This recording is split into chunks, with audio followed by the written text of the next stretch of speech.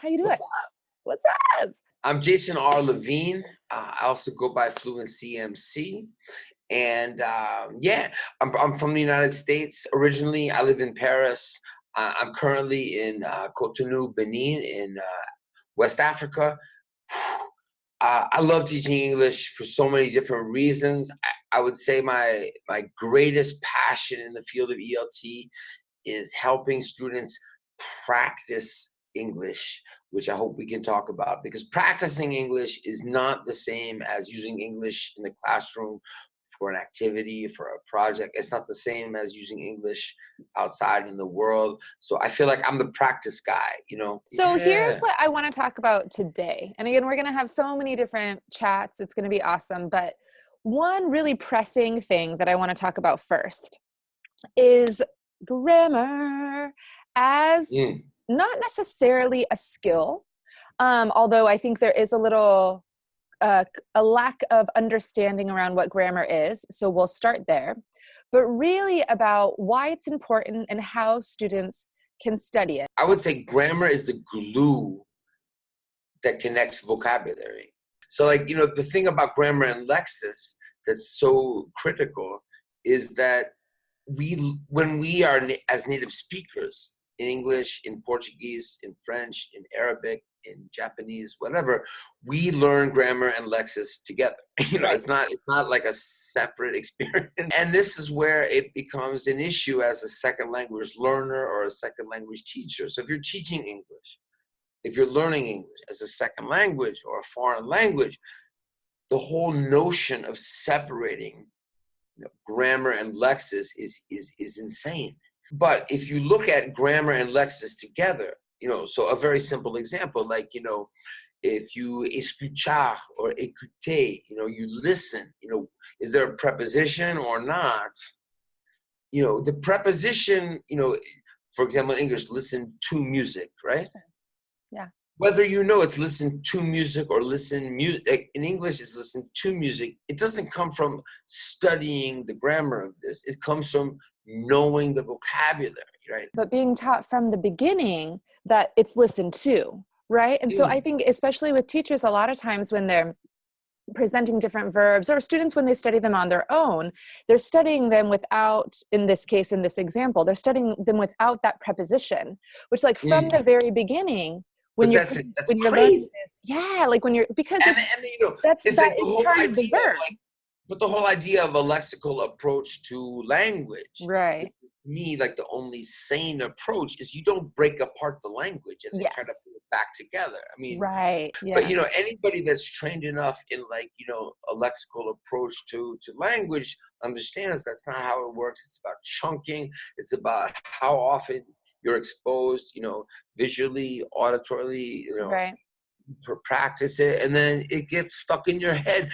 I was just saying today, I was with a group of students here in Cotonou in Benin, in West Africa. You know, we're talking about make or do. I have a song about make or do. You know, and I was like, you know, is it make homework or do homework? So they're like, oh, they're all like, do homework. You know, make goals or do goals. Oh, make goals. You know, they were so confident. It was so beautiful. Yeah. Because the reason they know that, it's not because they're translating, because in French there's one verb, and in many languages there's one verb. Yep. So it's not as simple as they were trying. They knew, oh, you do homework, you make goals from the experience of hearing this expression. And you know, it's a vocabulary-based issue. My daughter, when she was 4 years old, you know, first language English, she said, Daddy, look. She was at the kitchen table. She was scribbling on some paper. Daddy, look, I'm making my homework. And I said, oh, and when I talk about this, when I talk about this with teachers, I say, you know, what do you think I said next? So let's do this now. I said, I think there are 3 possible things I could say next. So I try to elicit this from teachers. Okay, so one thing you could say, no. We don't say make homework, we say do homework, you know, so correcting it. Option B, you know, just, you know, modeling, you know, oh, you're doing your homework. Mm-hmm. And the third is do nothing. Just be like, oh, that's great. Wow, you know, still supporting her, but not necessarily like giving her language. So you know what's funny? I ask students, especially teachers, which way do you think has a more positive impact on the language development for Right. Right. like which way do you think would be better? Right. So people like talk about it, they debate it, and then I give them the actual real information from empirical research, which is it doesn't matter. I want to just create two visual scenarios here. One is the dad with his 4-year-old daughter who's a native English speaker, and she is saying, she's using grammar and incorrectly, but eventually this is going to develop because this is a sort of more natural process, right? And so it doesn't really matter A, B, or C, Mm. how as a parent in this case, but or as a whatever, anyone who's just, there listening to this language, doesn't matter if you say, oh, the actual, the right verb we use is do. It doesn't Mm. matter if you model it back. Oh, look, you're doing your homework. Great. It doesn't Mm. matter if you just say, great. You're saying it doesn't matter in this scenario A, because over her lifetime, she's just going to continue to get input, and eventually she will know that it's due homework, right? Very quickly. Yeah, And I'll just jump in to say she also, of course, will not hear people saying make homework, making homework, I've made right. my She'll homework. get positive input and It doesn't exist in her life. Yeah, so it's just totally natural. And I just, let me to finish that story, when I said what she said, when she said, I'm making my homework, I said, without thinking, even though I'm an English language teacher, it was just as a parent, I just said, as I think most parents would, oh, you're doing your homework. yeah. And she said automatically, I'm doing my homework. You know what I Yes. mean? I identify so strongly with this scenario A, because I also, as an aunt now, am living this whole process, and like you said, it is, as a language teacher, it is blowing my mind. And Mm. because I've accompanied her language development since she was born, and my niece just turned 3 years old, and so blah, it's just like everything is coming out. All of this language she had inside of her whole life. She's like, let it just, okay, I need to get it out. And yeah, all the content words, all the lexical, all the vocabulary comes out first without any of this grammar glue. Mm. It's all sort of wonky, right? She, instead of saying, how was your day? She says, how is your day? And how your day Mm. is. And, and yesterday, I wrote them down on a Post-it, which is why I'm going like this. I How remember old is one of she? them. Sorry, just tell me again. How? She just turned 3. 3. Okay. Yeah. And yesterday she said she was coloring with this, like, one of those like therapeutic coloring books, Mm-hmm. that are really popular. For adults? Yeah, yeah, yeah. And they're like really complicated. They're just like these really intricate designs. And she's 3, right? And so she was coloring, and it's like there was a picture of a lion, like a tribal lion with like so many designs all over his And like she was beautiful just face. going for hers. She's just going for it. But she was like, Tia, she calls me Tia. She was like, Nice. Tia, I'm so hard. And she wanted to say, this is so hard. This is so difficult, right? But she was Oh. just saying, and it's funny, it was just one of these, she said something else too, and I wrote it down, but she said, I'm so hard. And I said, and instinctually, I said back to her, I said, yeah, it's so hard, right? And she Yeah. said, yeah, it's so hard. Repeated twice on her Because she, own. because she No. looked, because it just locked. It locked in. So going back to the scenario A, dad, 4-year-old daughter, native English speaker. She's acquiring, not even learning, she's acquiring the language really naturally. Scenario B. So let's get back to our sort of second language learner, second language acquisition thing. Scenario B. Teacher, student, right? Mm. Not a Mm. native English speaker, learning English as a 35-year-old Mm. human Mm. being. How does the teacher do error correction in this scenario? It's not so much about error correction. It's about input and exposure to the correct form. What's most important, in my opinion, and in my experience training teachers, is how can we get students so excited, so interested in English that they're getting enough exposure to English, whether it's through video games, through TV series, through movies. podcasts, whatever, so that they get enough exposure to do homework. I always go back to music. It's not just about the rhythm and understanding English, because the English rhythm is so important and so different, but it's also when you read the lyrics, when you read what you're listening to, and you start to understand the sound spelling relationship. So if you see like the collocation, do homework, make goals, make a promise, do your best, you're not thinking about, is it do, is it make, Right.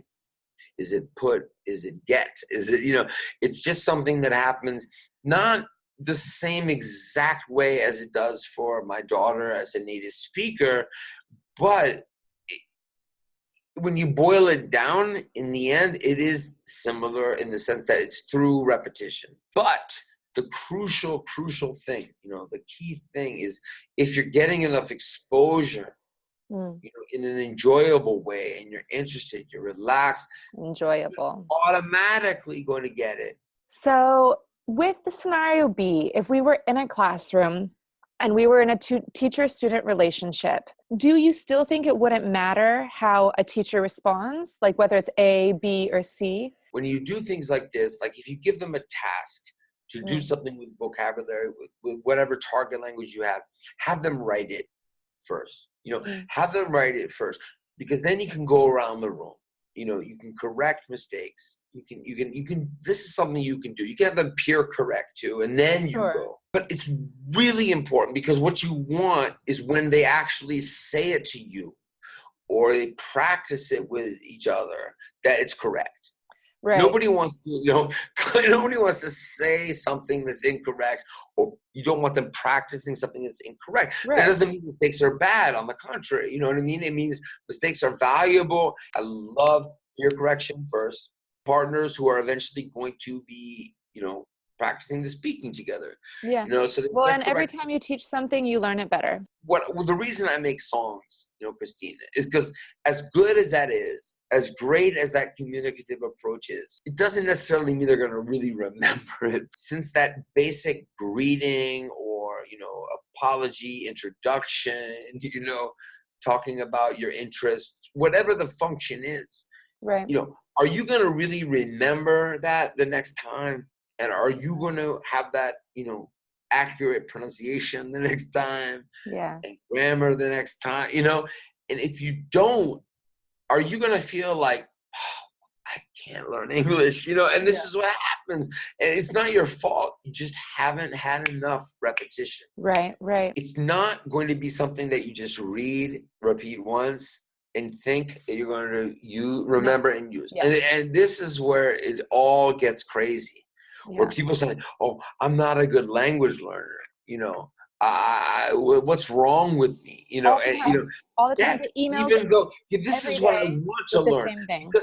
Because it's not, look, even if you're motivated and the content is good, you need enough exposure and repetition in a relaxed way. So, I'm not saying songs are the only way. If you're someone that likes to, make a dialogue and repeat it, if you're someone that likes to make flashcards and quiz yourself, as you get older, to repeat something is not as interesting and not as natural. However, there are three things primarily that we repeat. Number one is songs. If you like a song, you don't think, okay, I'll listen to it in a month. A game. If you enjoy a card game, a video game, you play again. Right. And the third thing is videos, short videos. So, whether you are scenario A, a parent-child situation, and you're watching this, and maybe you're raising your child bilingual, and you're saying, what do I do when my child says something wrong? You start to stress about it because you're a language learner yourself. Don't stress about it. Create an English immersion setting, or if you're living in a country where they're going to be with English all the time, do not worry. Your children's language skills will develop. They will develop. They're going to get that English language input. If you're a teacher in a student relationship and your student makes a mistake in the classroom or in your one-on-one private class, and they make some sort of grammar mistake, you want to address it. Right. And finally, if you're not in this relationship of a parent and a child, if you're not a student and teacher, and if it's you with your English language learning process as a autodidata, right, as a self-learner, you need to create your immersion setting and you need a ton of English input, but you also want to make sure that you're putting that into practice, right? So these are all the keys. So look, if you are wondering if you should learn grammar or not, the question is yes, but quick follow-up, not because it's grammar, just because grammar is the language, right? If you don't have grammar, you can't really You connect don't your have grammar or anything, you're not going to be able to, and we're not worried here about if you don't have grammar, you're not going to fill in the multiple choice. If you don't have grammar, you're not going to, I don't even want to say to you, you're not going to be able to speak correct English. What I want to say to you is if you don't have grammar, which basically just means if you don't know how to organize your words into a phrase, then you're not going to be able to express the clear message that you want. This isn't about anyone else. This isn't about, other people judging you or getting an A on a test. This is about you having feelings and thoughts inside of you that you want to come out in English, and about you being able to do that in a way that does justice to what you're thinking. That's all we're talking about here. All right? Thank you so much, Christina. Thanks, Yep. everybody. Yep. I'll talk to you soon. See you soon. Bye. Bye-bye. Bye.